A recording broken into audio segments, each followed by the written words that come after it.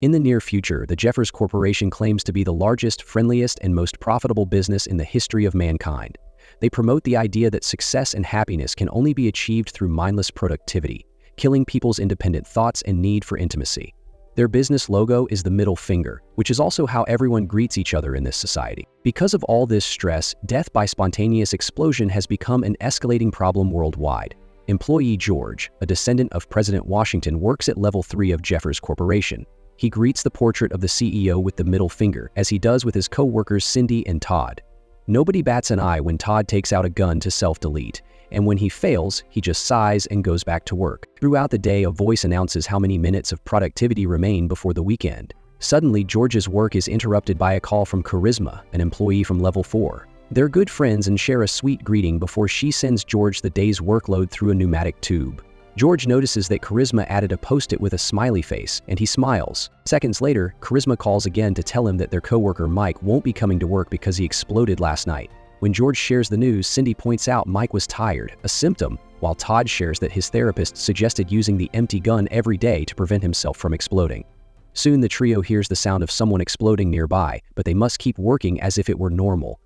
In the meanwhile, George's wife Michelle watches a TV show about how to be happy, featuring a book with the best tips.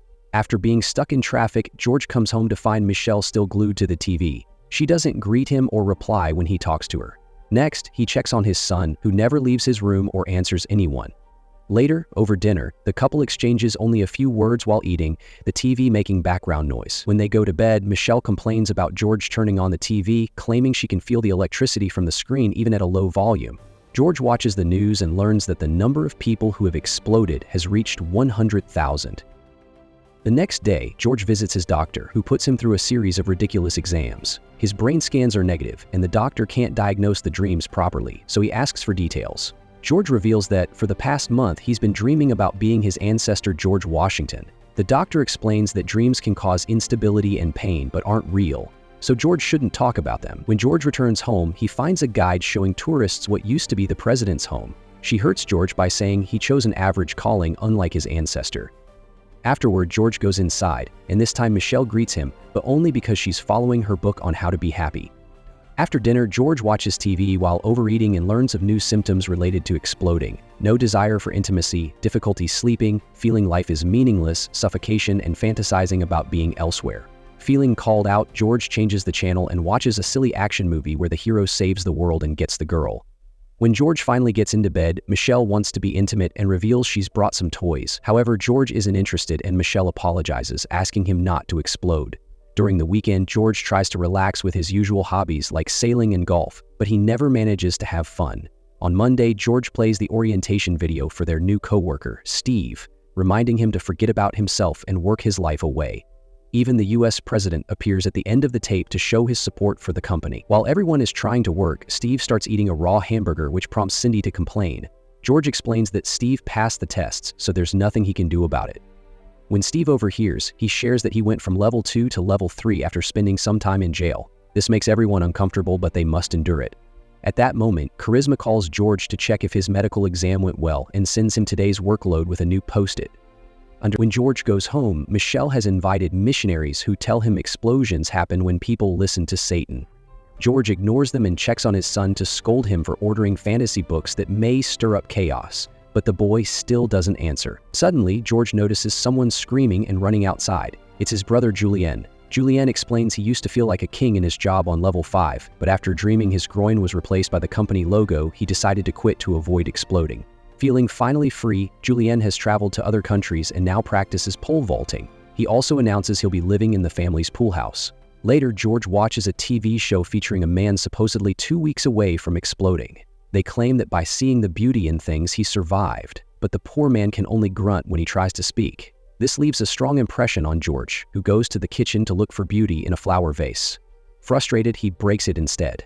That night, George has another dream of being President Washington. The next day, George receives a call from Cindy, who informs him she's replacing Charisma on level 4. George pretends to listen to her rambling while staring at Charisma's post-it note, obviously bothered by the change.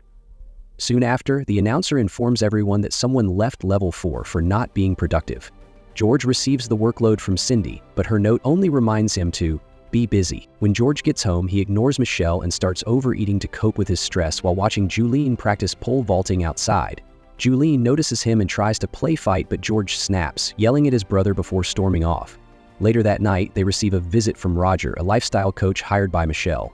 Roger plays pool with George and then makes him exercise, constantly making George uncomfortable by touching him inappropriately. Roger gives George a massage and a beauty treatment, but George remains unresponsive. Frustrated, Roger points out that George has a great life with a good job and a great wife, so he should appreciate his luck more. He also urges George to be intimate with Michelle to be a real man.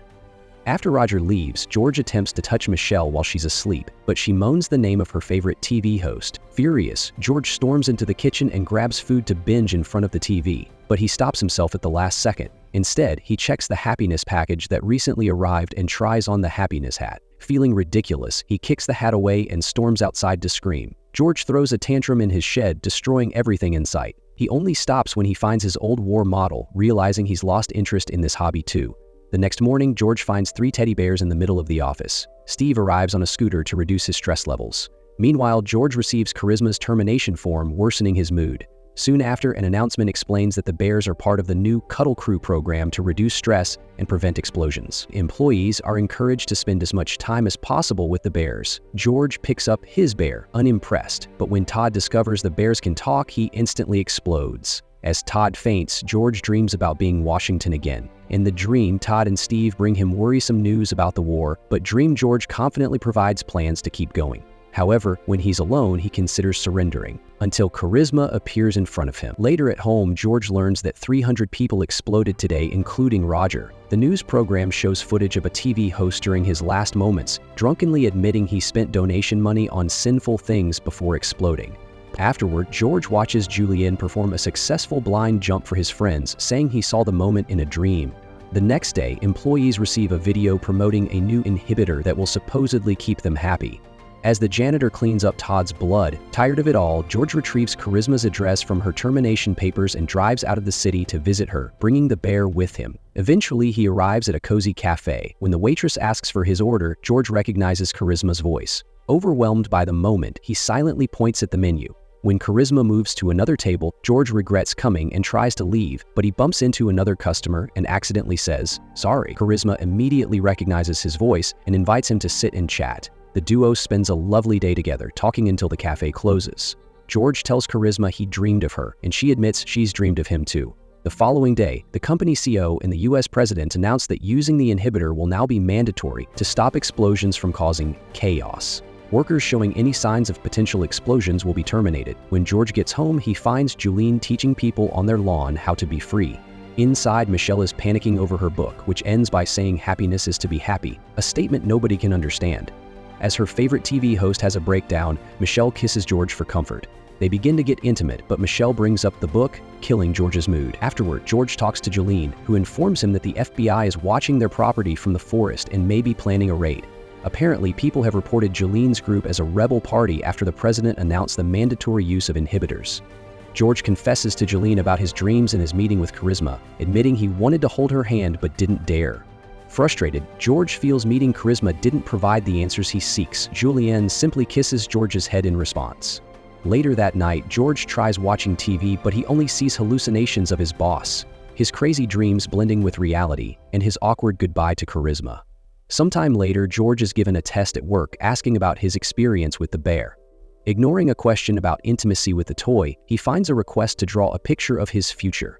As he tries to focus, he notices a grunting employee from level 5 calling security. A guard enters and forcibly places an inhibitor on Steve.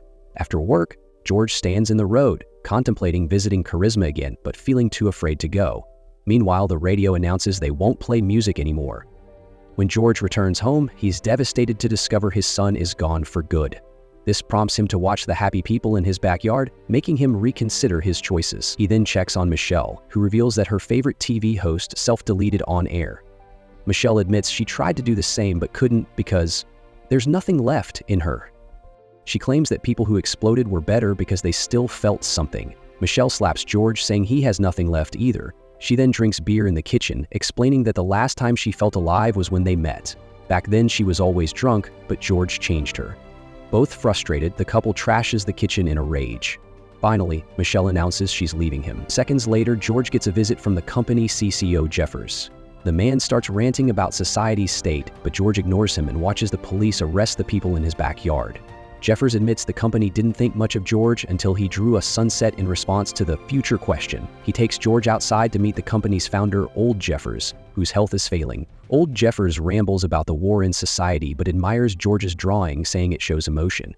He promises George can find peace in the new world and writes something on a card for him. He tells George to follow the instructions to end his pain. Returning inside, George reads the card, which says to kill the thing he loves. After much thought, he drives to Charisma's cafe, only to find everyone there brainwashed by the inhibitor, including Charisma. She doesn't remember him, but George still invites her to his boat.